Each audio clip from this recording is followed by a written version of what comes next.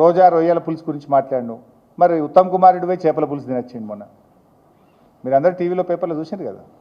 ఉత్తమ్ కుమార్ రెడ్డి సతీ సమేతంగా చంద్రబాబు నాయుడిని కలిసి చేపల పులుసు తినొచ్చి మొన్న ఏం చేసిండు? మొత్తం కృష్ణా నీళ్ళు ఆంధ్రప్రదేశ్ తీసుకుపోతుంటే సపరేట్ చేతులు కట్టుకొని నిలబడ్డాడు ఉత్తమ్ కుమార్ రెడ్డి. ఇప్పుడు 34 తక్కువ అని మాట్లాడుతుండ్రు. 34 తక్కువ అంటే 24 కూడా వాడుకోలే వీళ్ళు. ఈ సంవత్సరం ఎంత వచ్చింది తెలుసా బైసాబ్? Not even 24.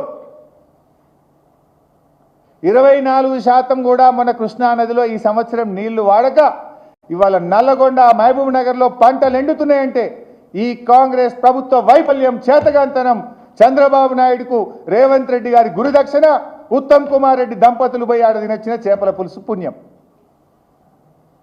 ఎందుకు మాట్లాడరు?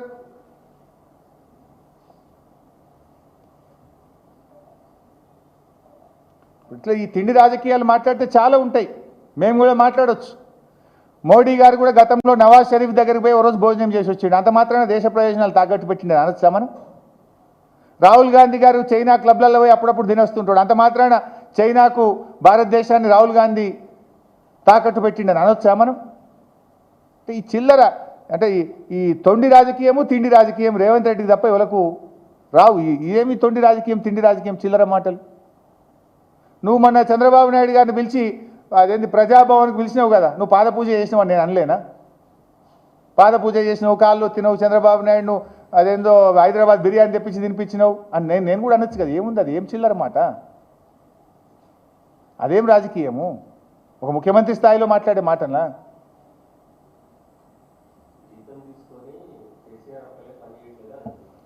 అసలు జీతం గురించి ఆయనకు తెలిస్తే కదనే, కానీ సబ్జెక్ట్ చాలా ఉంది, ఆయన ఇంకా క్వశ్చన్ లేదు. ఇంకా ఫస్ట్ దాంట్లో ఉన్నాయి 13 పేజీలు, ఒక పేజ్ అయింది. నేను రేవంత్ రెడ్డి మాట్లాడుతుంటే 13 పేజీలు అట్లే రాసుకున్నా విని, మొత్తం ఒక పేజ్ అయింది, ఇక సెకండ్ పేజ్లో పోతున్నాను.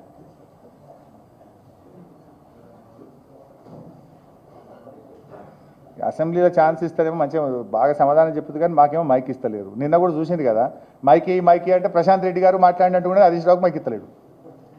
చూసింటారు నిన్న మీరు. ఇక పైశాచిక ఆనందం అని చిల్లర మాట నేర్చుకున్నాడు. ఏదైనా సింపుల్ ఎవడో రాసిచ్చేటట్టున్నది అది పట్టుకొని ఒకటే కొడుతుంటాడు ఈ రేవంత్ రెడ్డి.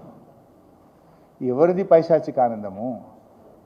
ఎస్ఎల్బీసీ టనల్లో 8 మంది బతికున్నారో చనిపోయినరో తెలియదు. వాళ్ళ కుటుంబ సభ్యులు ఎంత బాధపడుతుంటారు.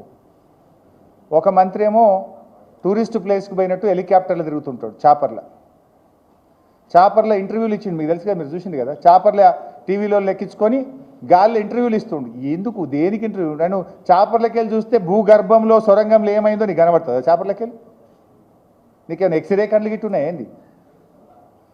ఎక్స్రే తీస్తేనేమో శరీరం లోపల ఉన్నది బయటకు వస్తుంది. ఈయన చాపర్ల మీద గాల్లో తిరుక్కుంటే టీవీలోకి ఇంటర్వ్యూలు ఇస్తుండు. ఇంకొక ఆయనేమో చేపల పులుసు చేయించునని కింద అడుగుతున్నాడు.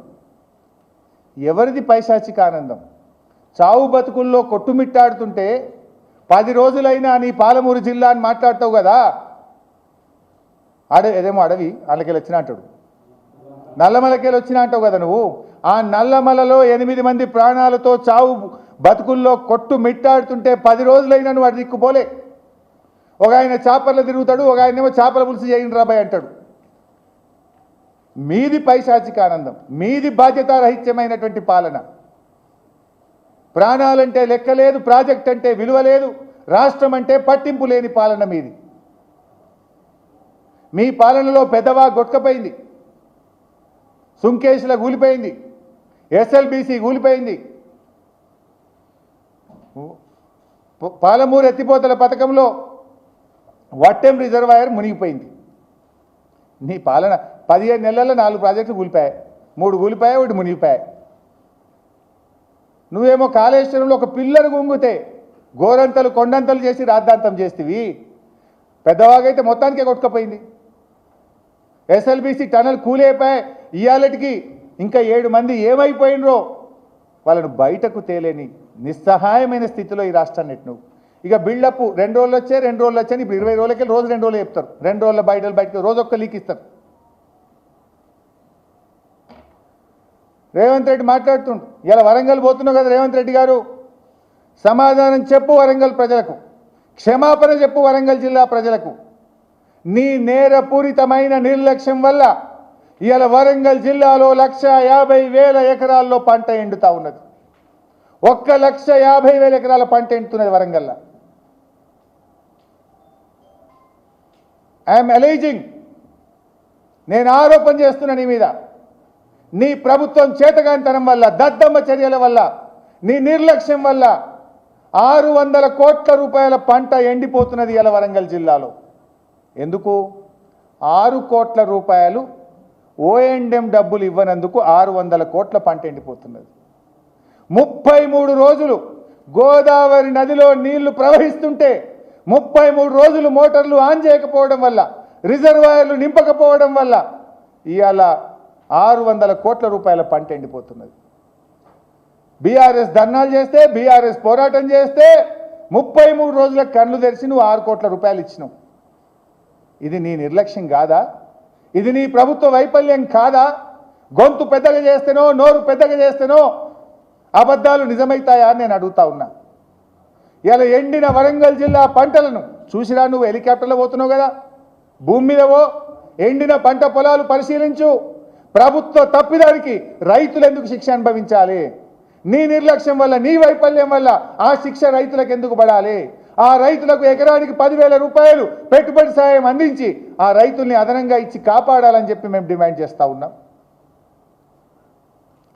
నువ్వు స్టేట్ ఫ్యూచర్, ఈయనకేదో బాగుందట, నిజంగా స్టేట్ ఫ్యూచర్ పట్ల నీకు ఈ పని చేస్తావా? కమిషన్లకేమో బిల్లులు ఇస్తుంది, 6 కోట్ల రూపాయలు మెయింటెనెన్స్కు డబ్బులు ఇయ్యక 600 ఎకరాల పంట ఎండబెట్టివి. ఇదా స్టేట్ ఫ్యూచర్? ఇదేనా స్టేట్ ఫ్యూచర్ పట్ల నీకుండే బాధ్యత?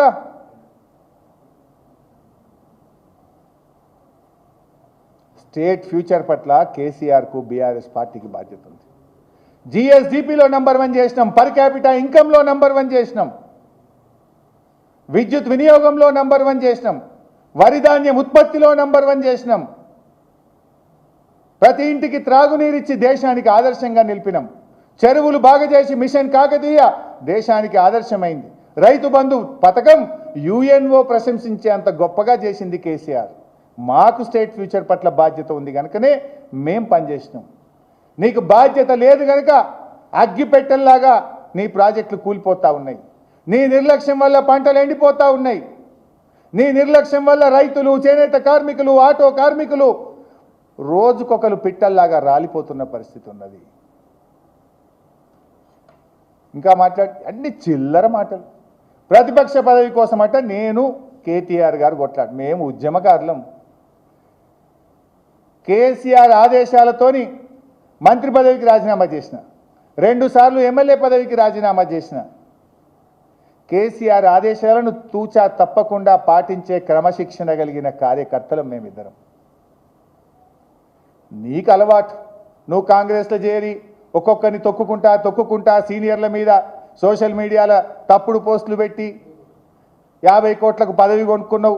నేను చెప్పలే, కోమటిరెడ్డి వెంకటరెడ్డి చెప్పింది కదా, 50 కోట్లకు పీసీసీ పదవి కొనుక్కొని పైసలతోనే అడ్డదారిన దొడ్డిదారిన. నీకు అలవాటు రేవంత్ రెడ్డి, మాకు అలవాటు లేదు. ఎస్, మేమిద్దరం పోటీ పడతాం. శనేశ్వరుల్లాగా ఈ రాష్ట్రానికి పట్టిన నీ పీడను తొలగించడానికి, నిన్ను దించడానికి పోటీ పడతాం. పదవుల కోసం పోటీ పడం. ఈ రాష్ట్ర ప్రజలకు న్యాయం చేయడం కోసం, ఈ రాష్ట్ర ప్రజలకు మేలు జరగడం కోసం, ఈ రాష్ట్ర ప్రజలకు నువ్వు ఇచ్చిన 6 గ్యారెంటీలు అమలు చేసేదానికోసం పోటీ పడతాం. నీ ముక్కు బిండి మహాలక్ష్మి కింద 2500 ఇప్పించడం కోసం నీ వెంట పడతాం. రైతు రుణమాఫీ పూర్తయ్యేదాకా నీ వెంట పడతాం. రైతులకు 15,000 రైతు బంధు డబ్బులు పడేదాకా పోటీబడి నీ వెంట పడతాం. మాకు కుమ్ములాటలు లేవు, నువ్వు చాలా ప్రయత్నాలు చేస్తావు. దింపుడు గల ఆశలు పెట్టుకోకు. We are all one. బీఆర్ఎస్లో ఉండే కార్యకర్తలు, నాయకులు అందరిది ఒకే మాట, ఒకే బాట. మా మాట కేసీఆర్ మాట, మా బాట కేసీఆర్ బాట. మా అందరి ఆశయం కేసీఆర్ను తిరిగి ముఖ్యమంత్రి చేయడమే. నువ్వు దింపుడు గల ఆశలు పెట్టుకోకు రేవంత్ రెడ్డి, చిల్లర మాటలు కట్టిపెట్టు.